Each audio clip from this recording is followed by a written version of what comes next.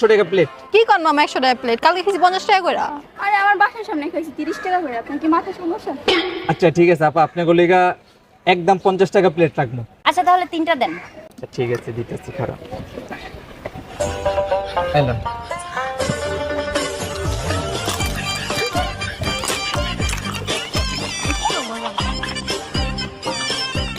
নেন মামা। ঠিক আছে আপু। ভাইয়া বিল কত হইছে? আপু বিল হইছে 3 জনের 150 টাকা। আচ্ছা দিচ্ছি আমি। আপু দাঁড়ান, আমার ফুচকার দোকানে একটা রুলস আছে, যেই মেয়ে সবচেয়ে বেশি সুন্দরী বিল ওই মেয়ে দিবে। আচ্ছা আমি দিচ্ছি। না না আমি দিচ্ছি। এই আমি দিচ্ছি।